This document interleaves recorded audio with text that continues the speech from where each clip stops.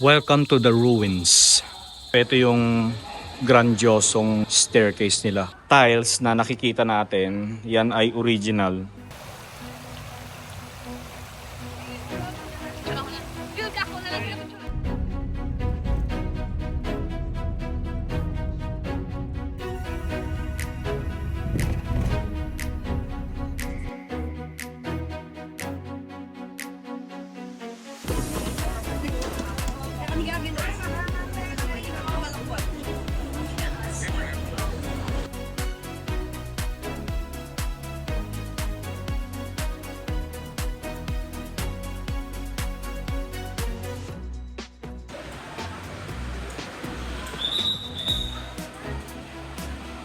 Okay mga kaitsubero, nagbabalik na naman tayo dito sa Negros Occidental. So kakarating lang natin dito sa Bacolod Silay Airport.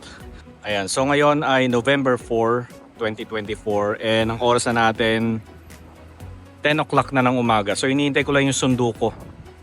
Okay, so ito na yung ating Grab. Ayan. So ang travel natin mga 35 minutes from here sa airport. Welcome again dito sa Bacolod City mga kaitsubero, and gusto ko lang i-share sa inyo ang hotel na aking na-discover na very affordable kumpara sa ibang mga hotel na nakita ko dito sa Bacolod. Ang Central Block Inn Hotel na matatagpuan dito sa San Juan Street, corner Burgos Street. Perfect ang location kasi napakalapit nito sa simbahan, SM, Ayala Malls at malapit din ito sa Yulos Park Heritage House. Alam nyo, isa sa mga nagustuhan ko dito sa Central Block Inn Hotel ay ang mga staff are very friendly.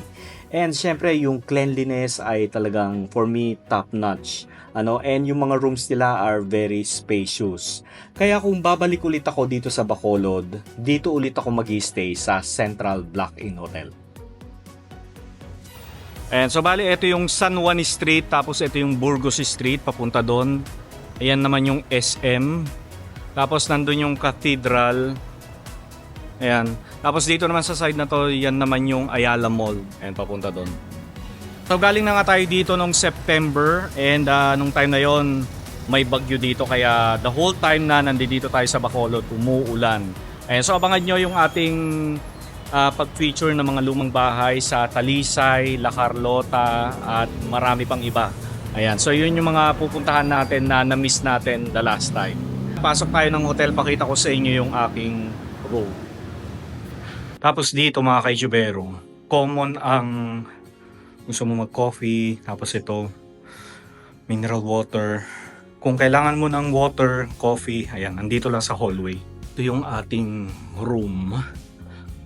Ayan, so nandito tayo sa room 210. So check natin yung room. Ayan. Okay, so simple lang ang ating kwarto. Meron tayong king size bed, tapos meron tayong side table, and dito meron tayong malaking mirror. Ayan, tapos meron tayong mga chips dito, may mga hanger, may free sleeper, o meron tayong plancha. O, di ba? Ito yung bathroom. Ayan, so medyo malaki naman yung bathroom. Tamang-tama lang sa dalawang tao. Tapos ito yung ating work area. Meron tayong view dito. Makikita natin ay mga puno, And of course, meron tayong aircon. Ayan. So alam niyo mga kaitsubero, nung last time na galing tayo dito sa Bacolod, nung September, dito rin sa hotel na ito ako nagstay. Ayan. Siyempre, hindi naman the whole day ay nandito ako sa hotel. Most of the day, nasa labas naman ako. Parang ito lang yung aking tulugan. Diba? Kaya hindi ko kailangan ng masyadong expensive. Basta ang mahalaga sa akin, komportable yung kwarto, malinis, and syempre, mura. I mean, nasa mid-range lang, di ba? So, ulitin ko lang yung date natin, November 4, 2024. And ang oras na natin, 4:30 na ng hapon,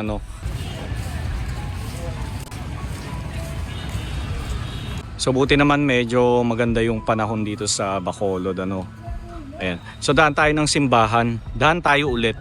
Ayan. After natin dito, diretso tayo ng Talisay. Puntahan natin yung The Ruins.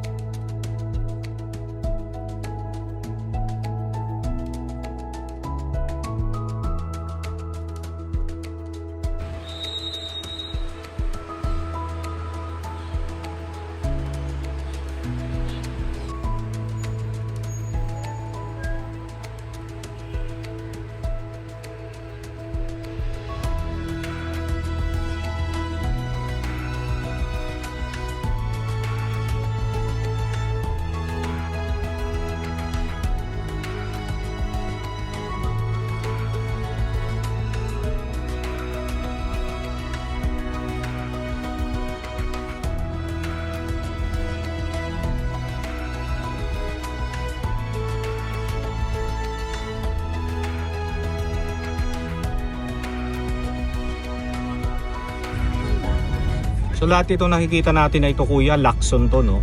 Yung lupa na yan, no? Lacson mo. Lacson ang may-ari. Itong sa kaliwa, Ayala, no? Ang laki ng lupa ng mga Lacson. No? Luwag. Luwag.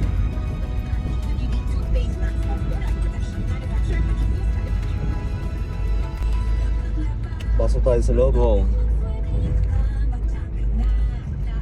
Ito ba yung dress ito? Yan. Ito yung dress ito? Oo. Ito? Ito ba yung dress? Yan tayo papasok kuya. Ito na tayo. Ano yung Oo. dress ito? Pero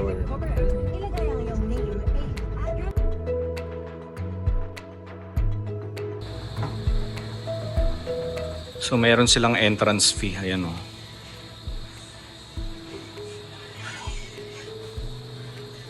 And dito muna tayo.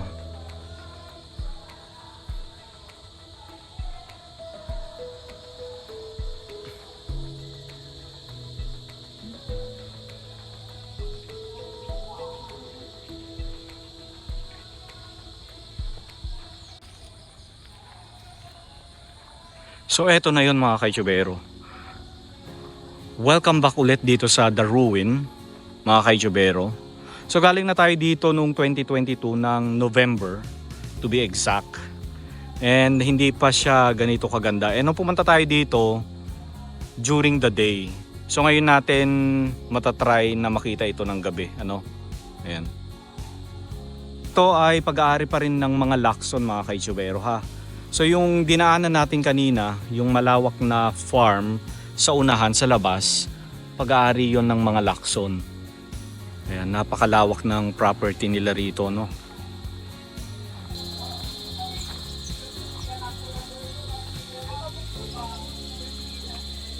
Welcome to the ruins.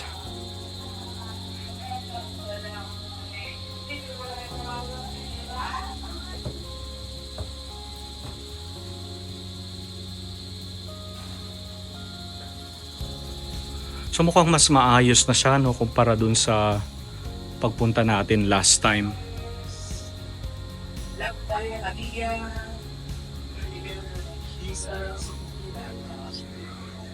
Pero naman sa sinagbayaran na isa ka syupan namin, kaya meron po sa akong children at po sa lakas ng puno sa itaas. Yan po ang children na dance, kaya yan po natin ililang. Mas naman mga sopan, yan po yung pinapapapasa mo. Okay, so ang nagmamay-ari ng mansion na ito ay si Doña Maria Braga and Don Mariano Ledesma Lacson. Ayan. Sorry, hindi masyado makita, madilim.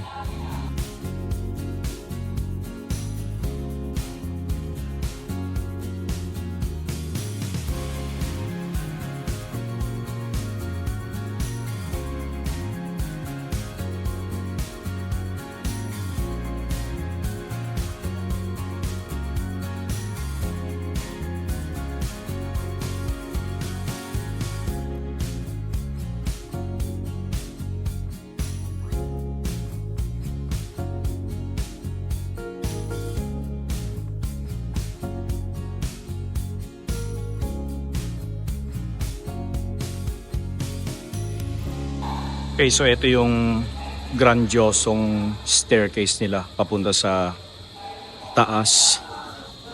Ayan.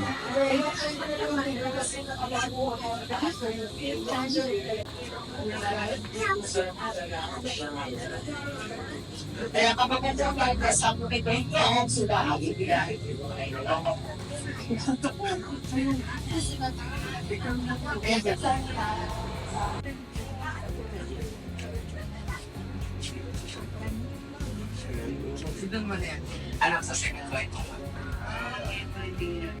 Okay, marami na talagang nagbago ano dito sa ruin na ito. Talagang inayos nila, pinaganda. So hindi na siya yung matatawag nating ruin talaga, no? Ayan. Tapos itong mga tiles, ito daw original ito, mga to. Ayan o.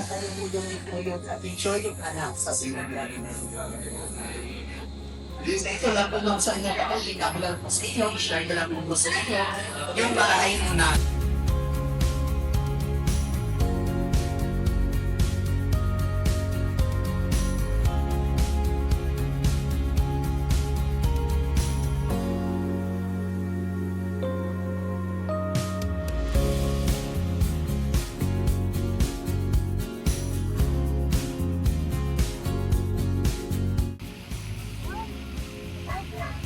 boss.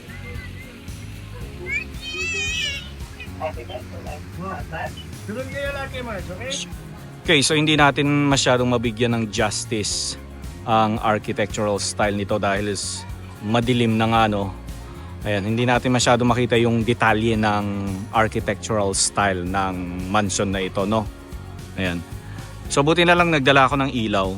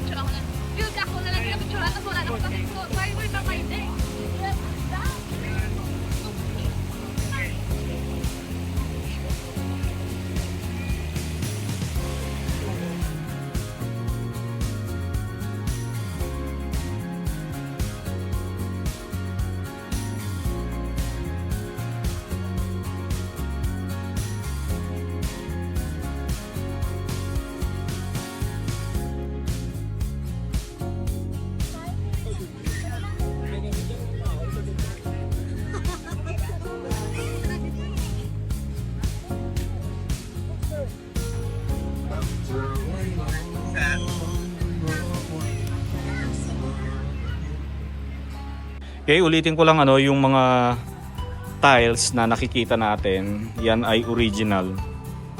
So kinip pa rin ng ng pamilya Lacson ang mga lumang Machuca tiles ng bahay na ito, no. Very nice. Huh?